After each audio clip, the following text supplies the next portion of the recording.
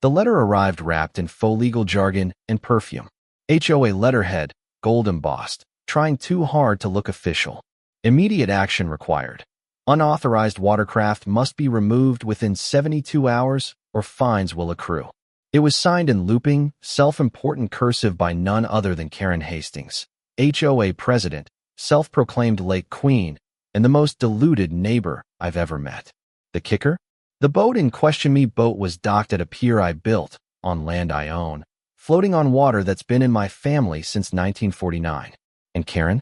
Her house didn't even touch the shoreline. Not a single rock of it. But that didn't stop her from believing she ruled the lake like some entitled empress of subdivision bylaws. I laughed at the letter, folded it back up. Then I lit the fireplace with it. By noon the next day, Karen herself showed up. Not a courtesy call, not a neighborly chat. No, she marched down the gravel path in chunky heels like she was leading troops into Normandy. A flock of board members trailed behind her clipboard holders, silent, nodding like trained parrots. The moment she reached my dock, she shoved her phone in my face. Smile, Richard. You're being documented violating Lakeview HOA bylaws. You've refused a lawful directive. Your vessel must be removed, or it will be towed at your expense. I blinked. You're going to tow a pontoon boat from a private lake with what? A giant claw machine. This is not a joke, she snapped. As per Regulation 14A of our updated lake use policy, you don't have jurisdiction over this lake, I interrupted. You never have. Her lips curled. Don't be difficult. The lake borders HOA property. That makes it community accessible under shared aesthetic responsibility. That's not how property law works. At all. Her eyes narrowed, and she barked at her entourage. Photograph every angle, especially the algae stains. We'll fine him under Section 9 for ecological negligence. That's when I stopped her. Calmly, clearly, and with a single sentence. Karen, I own the lake. There was silence. Birds chirped. One of her clipboard minions froze mid-photo. I pointed to the carved wooden plaque nailed onto my boathouse. See that? It says Kessler Lake, not Lakeview HOA Pond. That name's in the original deed, dated March 12, 1949. My grandfather's name is on it. Want to see the documents? She scoffed. Deeds can be faked. Sure, I said. That's why mine's been archived at the county courthouse for 74 years. For a moment, she faltered. But like all true Karens, she doubled down instead of backing off. That may be, she sniffed. But your boat is visible from community lots, and therefore subject to HOA visual uniformity standards. I will not have your fishing eyesore ruining the lake aesthetic. That's when I decided I was done playing nice. Over the next 48 hours, I contacted the county clerk, a water rights attorney, and an old friend who happened to be a real estate litigation specialist. We compiled everything: the original land grant, water rights survey, historical aerial images showing the lake predating the HOA by decades. The lawyer smiled as she read through the folder. Oh, she picked the wrong fight. I didn't send Karen another letter. I didn't argue in person. I just invited the entire neighborhood to a lake history barbecue on Saturday. She showed up in a power suit. As neighbors enjoyed grilled corn and burgers by the shoreline, I stepped up to the portable mic. Thank you all for coming.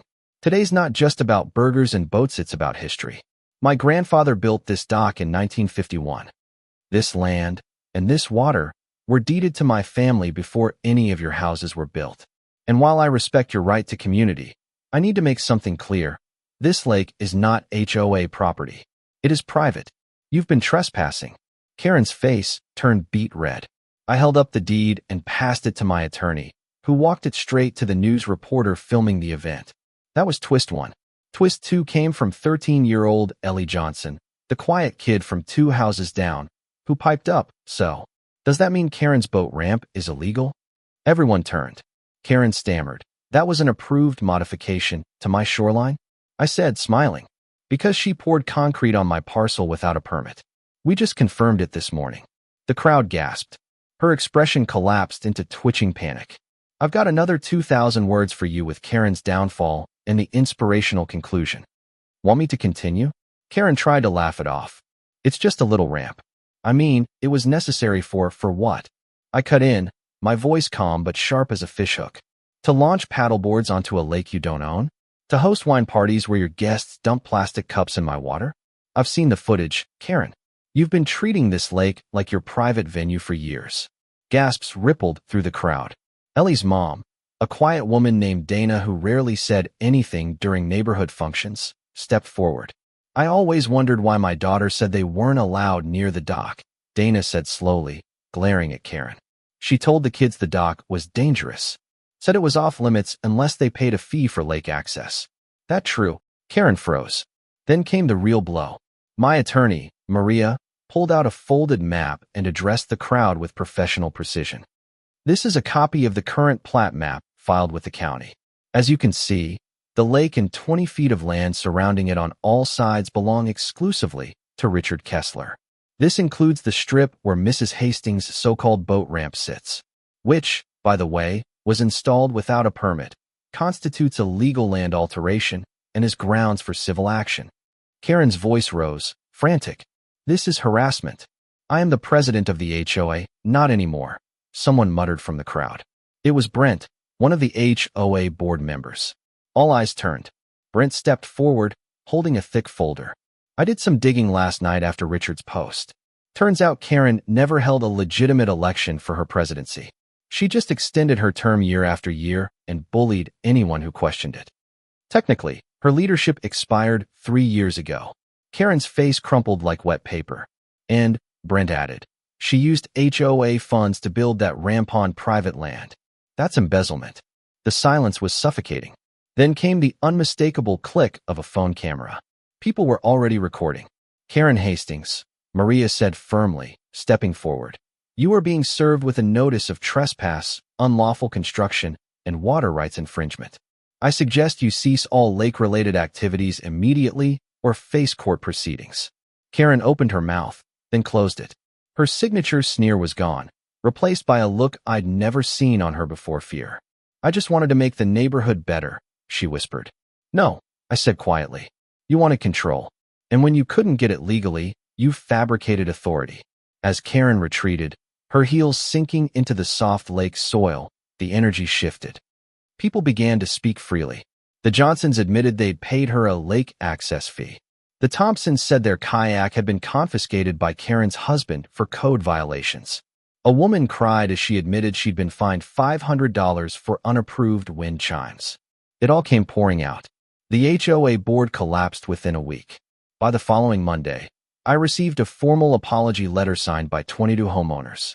They asked if I'd consider helping form a real lakeside advisory committee to protect the water, not control it. I said yes, but only if it stayed volunteer-based, non-binding, and completely independent from any HOA. Karen? She tried to fight back, hired a lawyer, claimed I'd defamed her, that I forged the deed, that I hacked her emails. But every swing she took only sunk her deeper. The county fined her for illegal construction. The HOA sued her to recover misused funds. Multiple families filed small claims suits for fraud and emotional distress. The final straw came when the state real estate board revoked her license due to unethical conduct involving abuse of authority and falsified land boundaries. She moved out 6 months later. Her house sat on the market for nearly a year. Nobody wanted to live where she once ruled. The lake changed, too. Kids swam freely now. People paddled without fear. Ellie painted a sign that read, "All are welcome here," and nailed it to the new dock we built as a community. And every time I stepped out to cast my fishing line, I looked out at the water and smiled. Not because I won, but because justice was finally louder than entitlement. One evening, Ellie's mom brought me a framed piece of paper. Inside was a hand-lettered note. You don't own water. You protect it. You share it. You honor it. Thank you for reminding us. The lake kids, that frame hangs in my boathouse now, right next to my grandfather's original deed. So, what do you think? Was I right to fight fire with facts? Or should I have just moved the boat like she demanded? Be honest. Was I the hero? Or just another rebel with a fishing pole and a grudge?